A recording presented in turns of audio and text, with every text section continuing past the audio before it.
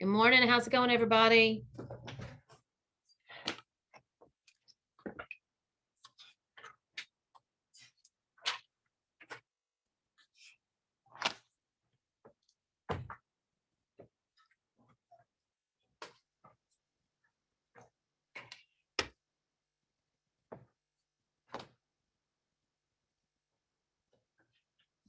Hey, Christy, how are you?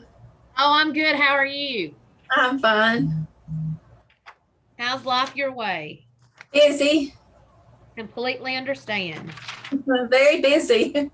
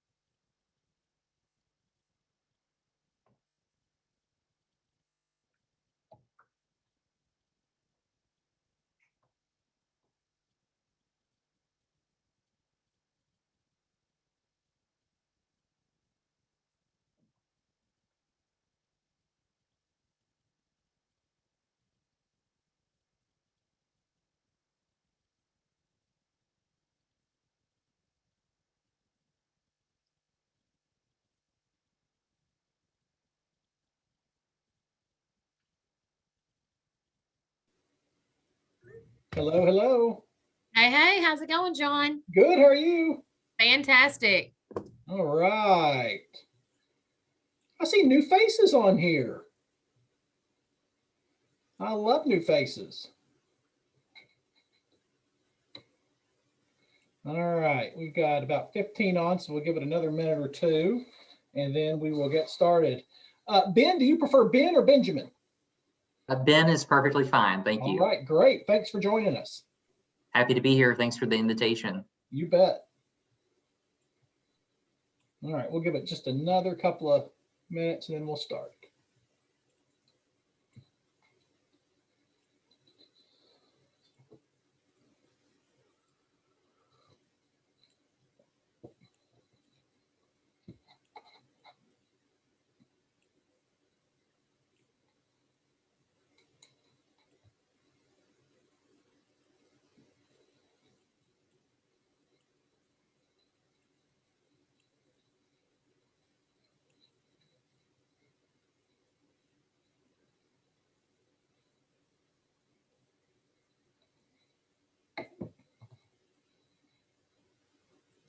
Okay, gang, let's go ahead and get started for today. I appreciate everybody taking a little bit of time out of your, what I know are very busy weeks these days.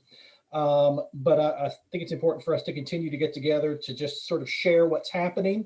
I know that folks are still experiencing challenges, and so this provides an opportunity just to share and to help one another out. So a few updates from us at KHSA. I think as everyone knows at this point, we have our conference that is going to be coming up on April 14th and 15th. That is entirely virtual due to the continued and ongoing pandemic. We had a lot of folks that wanted to participate, but were very hesitant to do so in person. So thankfully, we have been able to change that. We do have under contract now our 22, 23, and 24 in-person conferences will be at the Galt House in Louisville, and come heck or high water, we're going to do them in person at that point. Yeah. After having to postpone and adjust things over the last 12 months or so. So just a quick update on the conference. If you haven't registered yet, I would encourage you to do so. We, as of this morning, have our agenda that is final. We have all of our sessions lined out. We've got 17 I think we've got 17 different sessions over 2 days. They're spread across a variety of different categories, whether it's curriculum and instruction, whether it's professional development, whether it's family, community need, whether it's inclusion, equity, diversity. There's all sorts of sessions on there, and I think there's a lot for everyone. One thing I will add is that we have 18 hours of ECE TRIS credit already approved for those sessions. And if you go through and look at the agenda, you will see that those with approval have been noted. So if you see something in there that you like, each one of our sessions is 90 minutes. And so folks will get credit for having participated there.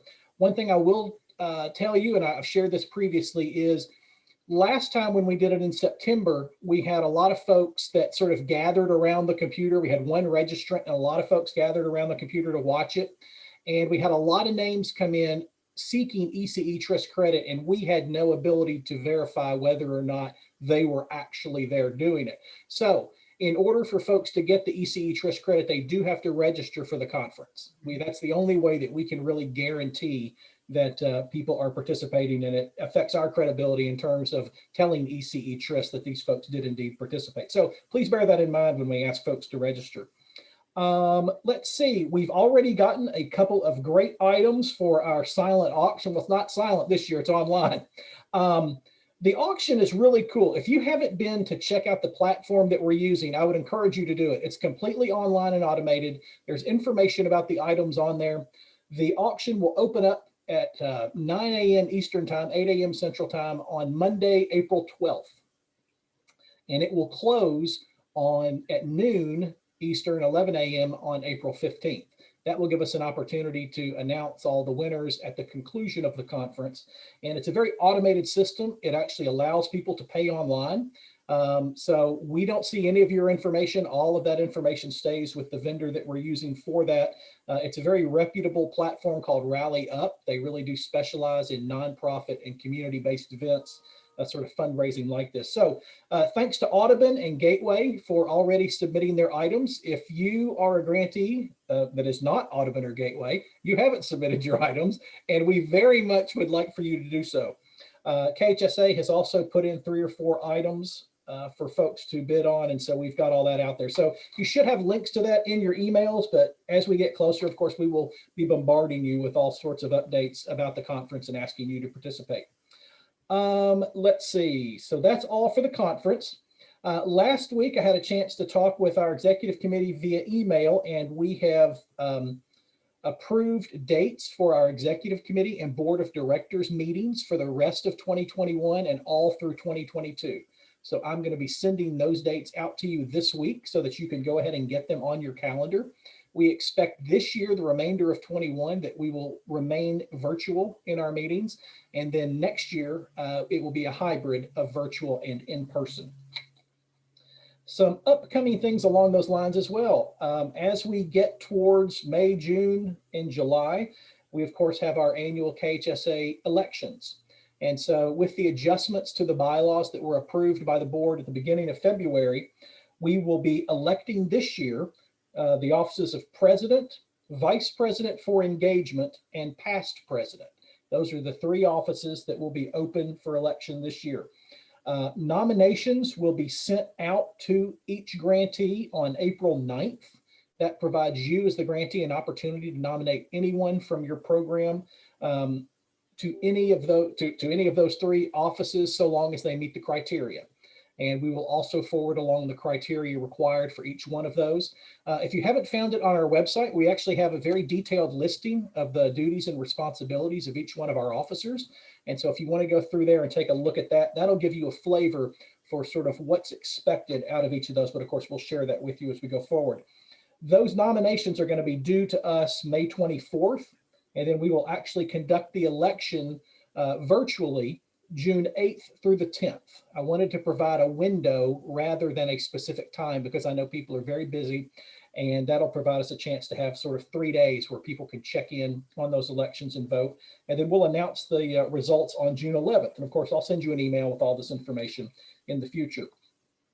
One item I wanted to share, and I don't know if everyone had a chance to see this, but the 2020 Region 4 awards. Kentucky was very fortunate. Out of 18 awards made at the regional level, Kentucky won a third of them. So 6 of the 18. And they actually are going to be doing the presentations of those awards virtually. And so if you haven't seen these dates, I will forward them around along with the information. But on Tuesday, April 13th from 10:30 to noon, they will be conducting the staff presentations. And Kentucky actually has 2 of those. A person in Kentucky is recipient of Teacher of the Year and then Scholarship for Head Start Staff Award. Also on Tuesday, the 13th, we have the parent and alumni presentations. Kentucky actually has 3 of these winners: the Scholarship for Head Start Alumni, the Scholarship for Head Start Parent, and the Dr. Avron Moore Memorial Award. And then finally, on Wednesday, April 14th from 10:30 to noon, we will have the grantee and community presentations.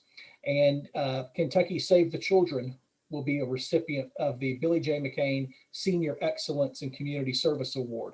So Kentucky did a heck of a job this year, and everyone should be incredibly proud, not just for if you have one of those winners in your grantee, but also for the work that Kentucky is doing across the board.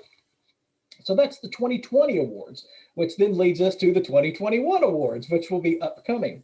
The deadline for that is going to be June 15th, just as it has been for the last 2 years. So I will be getting information out to folks this week, and that should provide you a little under 3 months to be looking at those nominations and determining whether or not you have staff, parents, students, partners in the community that you feel are deserving of that recognition.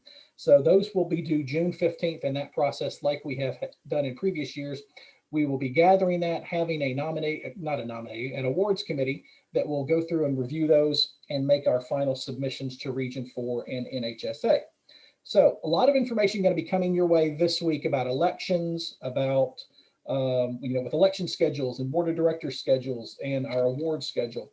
And then the final thing I would share is those of you that have not yet requested your membership cards, please let me know. I think we have those out to probably, I'd say about 70% of grantees right now.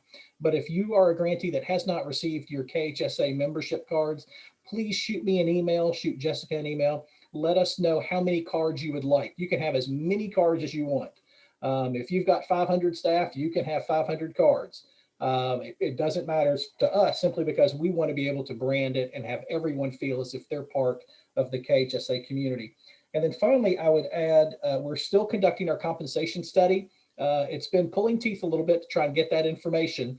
And I'm afraid we've almost reached a point where the information we gathered at the beginning of the process from about a third of our grantees, we probably need to go back to the well again because that information may have changed. So I would encourage you to take a look at that and submit your information to us, because I know it is part of your Focus Area 2 review in terms of being able to demonstrate comparable compensation and benefits compared to others not in the Head Start community.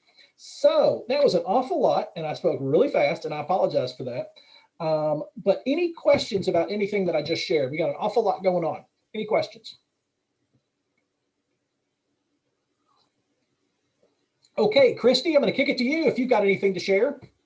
All right. Thank you so much, John. Good morning, everybody. Just a few information and updates from the Region 4 board meeting last week. It was a really short board meeting. The new president started the meeting. So we didn't have a lot of information, and there wasn't a lot of information from the grantees. However, Tommy Sheridan did share some updates on the American Rescue Plan that was just passed. And so they don't know when these funds will get down to the Head Start programs, but it looks like that has been allocated per Head Start or early Head Start slot, and it should be around $1,160 a child. And that will most likely, what Tommy was sharing is that those funds will be a separate grant award. That will not be kind of like our last amount was kind of given to us through HES and the grant award that we have, but this would be a new grant, and you could be able to use it for a longer period of time. Also, they really wanted to push and ensure that Head Start staff members who wanted to get the vaccine had been given that opportunity. So if you are coming across any Head Start staff who are having a hard time getting the vaccine, let us know and we can, contact the GOEC and see how they can assist us in ensuring that all of our Head Start staff have had that opportunity. So that's really, John, all I've got. They didn't share a lot of other information. And does anybody have any questions for me?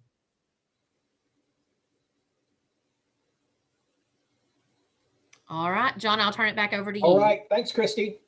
Okay, I want to go around the room real quick and just see if there's anything that anyone else would like to add or provide in terms of any updates.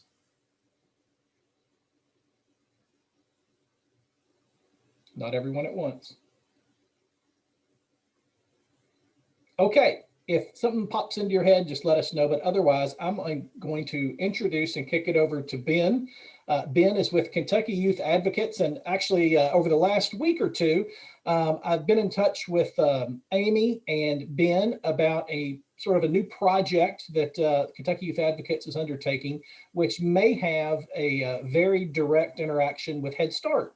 And so rather than just sort of asking me the questions and serving as a moderator between the two, I thought that it may behoove everyone just for Ben to connect directly with the grantees on this call. And then Ben, I would say today we've got a little over half, maybe 65% of our grantees on the line today. But this is recorded, and so we will be able to share this information with them afterwards. And of course, your contact information and details about the program. But let me go ahead and turn it over to you, and feel free to share whatever you need to. Absolutely, and thank you so much. I really appreciate it. Just to introduce myself, my name's Ben Geese. I'm a Policy and Advocacy Director for Kentucky Youth Advocates in the areas of early childhood, K through 12 education, and federal issues. And so at present, Kentucky Youth Advocates and some of our other partners, we're working on putting together a proposal that would take place over the next calendar year into 2021. And the entire focus of this proposal is expanding access to early Head Start and Head Start. It's a statewide initiative, and our goal would be primarily in the areas of expanding access for members of Kentucky's immigrant and refugee community, as well as among other communities of color as well. And so we have put together our proposal. It's funded through a few national partners. And really, we're looking to dig a little bit deeper in all of the communities that you represent to ask, really, number one, where is access lacking? What are some of the potential roadblocks or the pitfalls when it comes to getting families connected to early Head Start and Head Start who are eligible? How can we work to reduce those barriers as a state? And then if this is something that sounds interesting to you, or it fits in with the goals of your particular Head Start grantee area, would you all be interested in joining us as a partner in this work? A very critical component of the work will be finding authentic voices in the Head Start and early Head Start communities to really not come to the table with this is what we're going to do, but rather let's build a coalition, let's have a good discussion, let's pinpoint where the roadblocks or stumbling blocks are, and then let's together over the next year develop some strategies in order to increase access to early Head Start and Head Start. And so it's critical that we engage not only with grantees who are on the ground and doing this work, but also with members of the parent community as well. So of course, we're curious to know if there are any parents who may stand out or be ringing in your head right now as someone who might be a good parent advocate when it comes to this work. And so with that, that's the brief synopsis of what we're working on. I'm just curious if there are any grantees on the call who this sounds appealing to, or if there are any items off the top of your head that are immediately springing to mind when we talk about addressing gaps in access or reducing barriers for families for early Head Start and Head Start.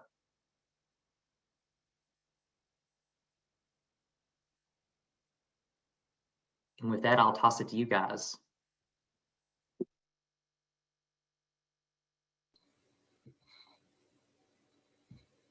Ben, when you, is there a specific, when we think about questions, So your target audience is is an immigrant and refugee community as well as communities of color. Are there specific questions? I seem to recall there was was there a survey that you had conducted or a survey that you were in the process of conducting when it comes not just to Head Start and Early Head Start, but also other sort of early childhood, sort of how folks are serving those communities, anything like that? To this date, no. We were doing some work on the family child care and the child care arena more broadly related to that. But when it comes to Early Head Start and Head Start, this is a totally new area and a new project field for us, and something that we're trying to gather more information on. Mm-hmm. You mentioned the partners and funders. Who are the partners and funders of the effort? Right now, we're working through nationally the Partnership for America's Children, or PAC, and some other affiliate groups there at the national level, as well as the Robert Wood Johnson Foundation. Gotcha.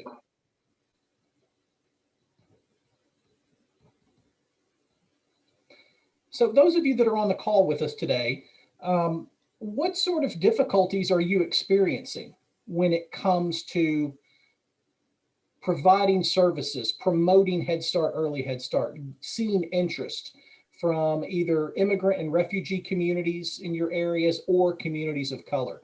Are there some specific difficulties that you are seeing that this program might be able to help address? Ben, this is Christy. I think I would see the partnership for us being, I'm from Paducah, Kentucky, so far Western Kentucky. I could see partnering and really diving deep into our communities of color and finding out what those barriers are if they're not sending their child to Head Start. So is it that they want to keep their children at home because they're babies, and just educating them on the importance of early childhood and early care, because we definitely would have the space for them to come to preschool. So for me, it would be more of a question of why are we not getting the Head Start message to that family? Does that make sense? So I would love to follow up with you if that would be something of interest to support this. But for us here in Paducah, that would be my question. Also, is it that we don't have enough staff in our building that reflect their family? So they don't want to send their child to Paducah Head Start because we might only have 4 or 5 African-American employees. So, they would rather their child stay home with them and then, go to their church on Sunday. So just kind of brainstorming quickly, I can see those being some of the reasons. But yeah, I would be more than interested in sitting down and talking if that worked out. No, absolutely. We appreciate that very much. And again, that's the beauty of this work, is that a lot of the times when you apply for a particular project or you're working on a particular project, you're expected to automatically know the answer. And with this one, it's more so about digging deeper in order to discover what the issues are and then work collectively on how to address them. So I'm certainly happy to do that. And I'll drop my contact information into the chat box for you guys as well. Okay. Yeah, Ben, some of the things you were saying in terms of, or rather, Christy, the things you were saying in terms of, are people just keeping kids home, just because they're babies and they want to, they want it to stay within the family? That's what I've heard that before, not just for communities of color, but for a lot of folks in rural areas as well. And so I'm wondering what sort of similarities may exist. If we sort of take the qualifier of immigrant, refugee, or community of color, I wonder what sort of general similarities might exist and any of the lessons that have been learned in accessing some of those communities, how that might be applied to this program. Oh, So absolutely. it's just a thought given, because I know that a lot of the more rural areas have to be creative in terms of how they're getting information about Early Head Start and Head Start out to families, how they're sort of convincing them and raising that trust level in order to come and participate with the program. Absolutely. And I'll say, just based upon some initial conversations that I've had, there seems to be a number of ways in which you can approach the question. I think another layer that sort of complicated access has been the coronavirus over the last year. Sure. I'm hearing that from a ton of people that I've talked to, just in that, in particular, in Jefferson or in surrounding counties. It was just in March of 2020 that Head Start sort of returned to where I'm at here in Louisville. And of course, that coincided with the outbreak of the coronavirus. And so it's kind of been in the back of folks' minds for a while, which translates into not all that many people getting registered for early Head Start and Head Start, at least in my neck of the woods. So I'm curious how the coronavirus has complicated enrollment and across all of your grantee areas. Is enrollment where you want it to be now? Is it stagnant? Is it decreasing? Is it growing? Sort of what is it looking like?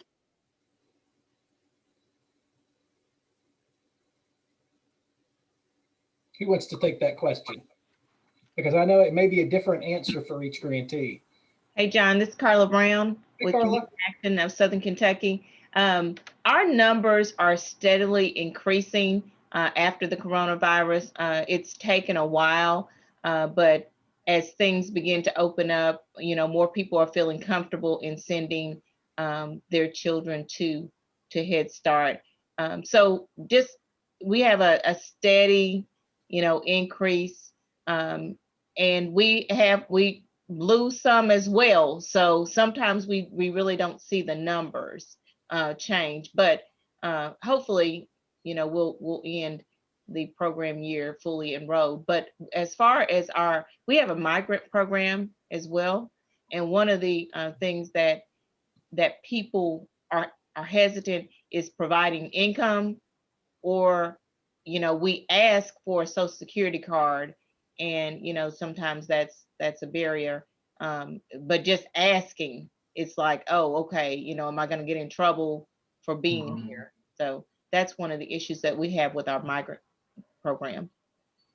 Absolutely. And Ms. Brown, where are you located? South Central Kentucky. So Bowling Green, Kentucky is our largest program site. And then we have several rural areas, Allen County, Barron County, Butler, Edmondson, Hart, Metcalf, Monroe, Simpson. Okay. Just off the top of your head, are there any sort of involved parents in any of your programs that you think might be willing to lend a stronger advocacy voice to how we go about reducing those barriers in Bowling Green and surrounding areas? Most definitely, yes. Okay. Would you mind if I connected with you via email at some point for a deeper discussion? Yes, sir, that'd be fine. I'll go ahead and put my email in the chat, but of course, John has it as well. Okay, well, that sounds wonderful, and thank you. I appreciate that.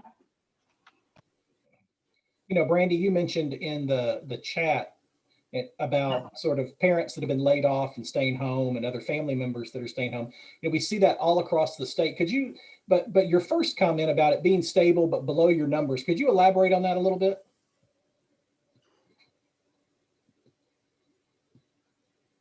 John, we have a fairly large grant, like between our early and our regular numbers, we're at 215. So our regular preschool Head Start numbers are around 183. We're about 163 to 175 total programs. So we're still well below our threshold for Head Start numbers. We never have a space in early, and we have had to fill a few spots this year, just kids moving in and out, and illness. Some of our kids that have have more illness than others that stay, normally in a year like this, they're just not willing to risk the coronavirus for those kids that have immunocompromised. So those were some of our kids. But it's starting to increase. We're kind of like, okay, we're going to take them and enroll them for 3 years, especially these 4-year-olds that are coming, or 3 months, especially these 4-year-olds that are coming in. But I'm like, let's do it. Let's, any piece they can get, let's bring them on in. The other thing is we're trying to stay at 15. Childcare wanted, to stay at 15. And so we don't have any extra space. We kind of got caught in the crossfire with our care preschool numbers. We were trying to fill our Head Start grant. And so now the legislature did not keep us at a comparable rate for our CARA numbers. So our budget's going to be impacted by that this coming year significantly, because we are held to 15, but yet we're not going to hold our preschool number finances when they're limiting the number of kids we can have. So it's very frustrating to me. And I understand with the CARES money and that sort of thing, but it would have been nice to know that earlier on, because we've spent CARES money. And so now I'm scrambling to go, okay, let's hang on to that, because I'm going to have to make up for the salaries of the people that I have paid with that care preschool money. Now, hopefully it will rebound next year and it won't be a big deal, but you know, it's a lot right now. While we're trying to budget, we're turning in grants for Head Start. I have an FAT review the week of the 12th. And now on top of that, I found out next week or this last week that our preschool budget is not going to hold. So just a lot of complicating things for a new director. But trying to stay positive, we'll get it. Thank goodness for CARES money. I mean, gosh, what would we do if we didn't have that? So I'm going to be very thankful for that, and we'll figure it out. Yeah.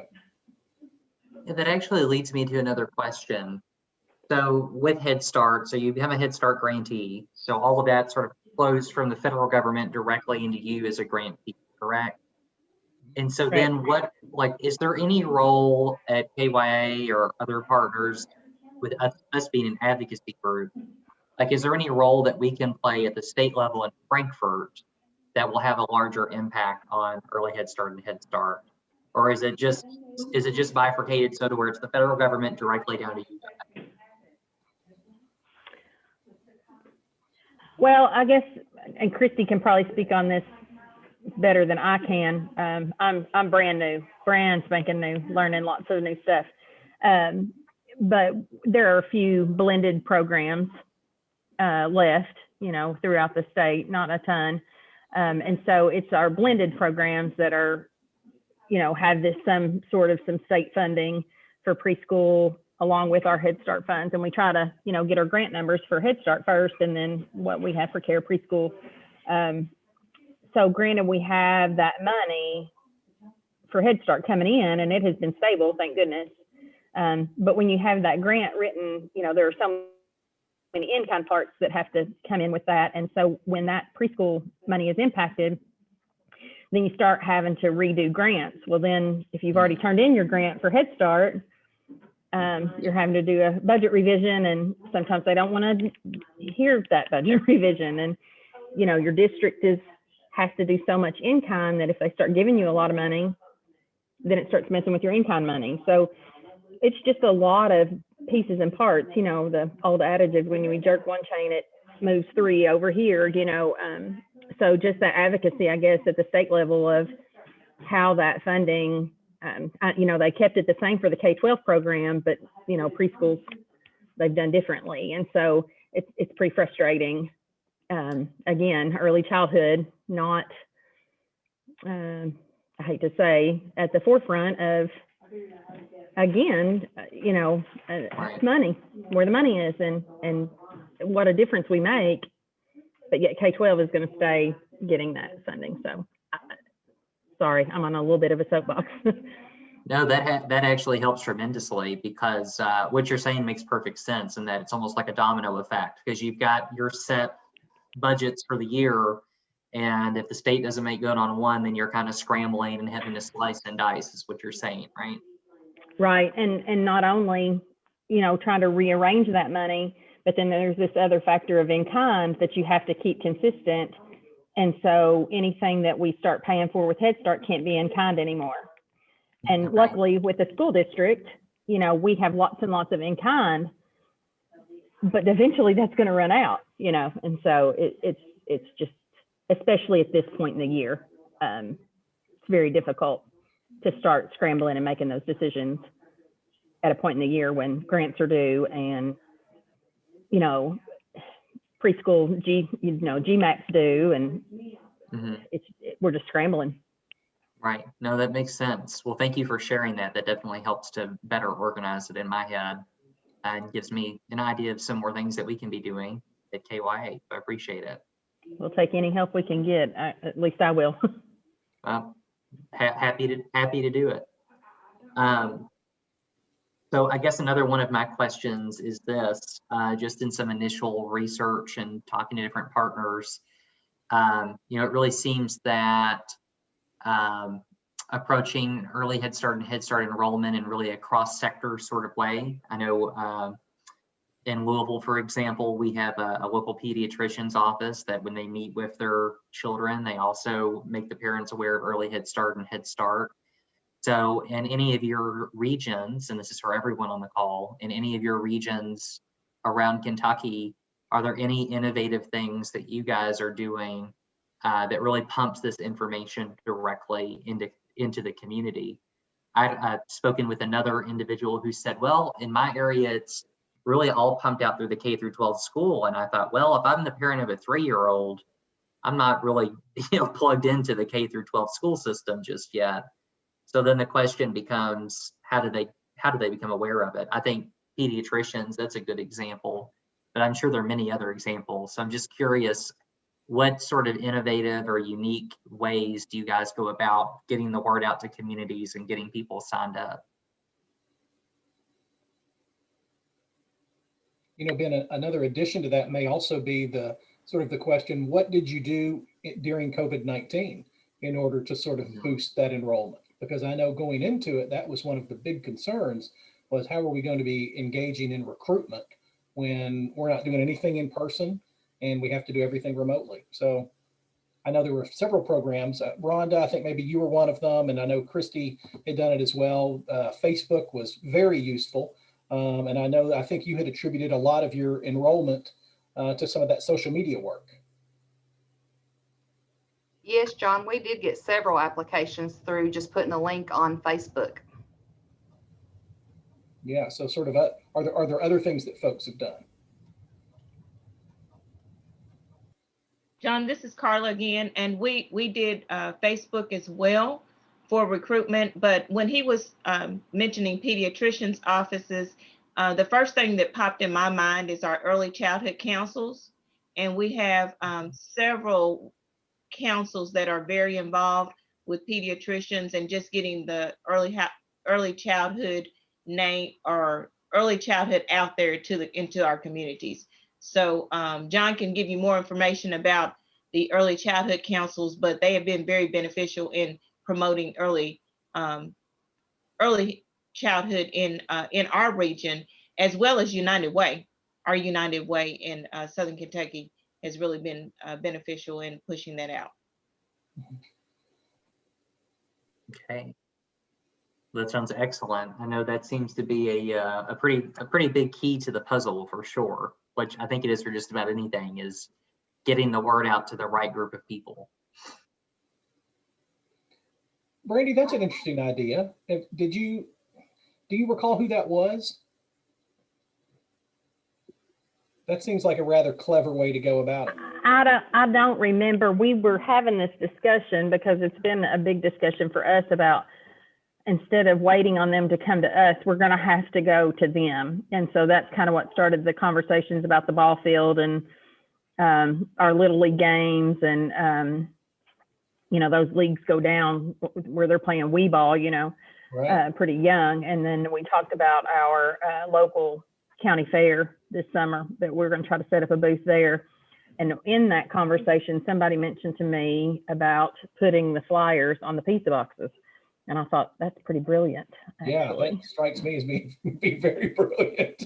Yeah. I mean, who isn't seeing a pizza box at least once a week? That's exactly right. Yeah. Yeah, completely out there everywhere.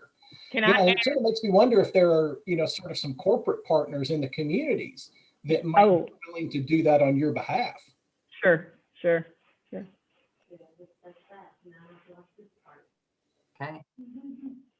Well, I think those are all of the initial questions I had. This has been helpful in just helping me to learn more of the way of the land. And I certainly hope to re-engage and reconnect with all individuals on this call moving forward. It seems like a great network to become a part of, and hopefully help to elevate some of your needs, whether that be at the state or even the federal level.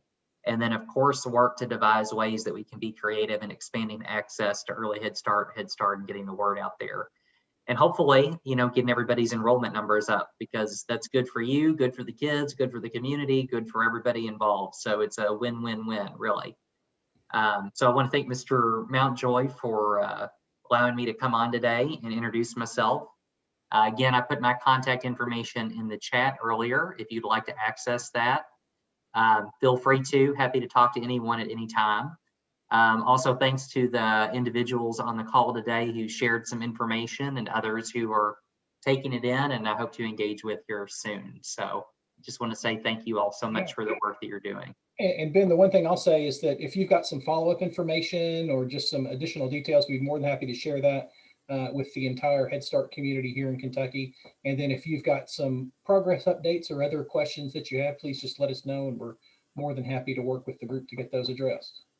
Absolutely, I appreciate it. And hopefully here in the next couple of weeks, I'll have some more information and we can hop back on and sort of decide what our next steps will be. Very good. Well, we're happy to help. All righty. Well, thank you so much, and you have a great day. Thanks. Yeah. All right, folks, is there anything else that anyone would like to share on our call today? I know we've gone a little bit past half an hour, but I don't want to cut anybody off if there's anything you wanted to share.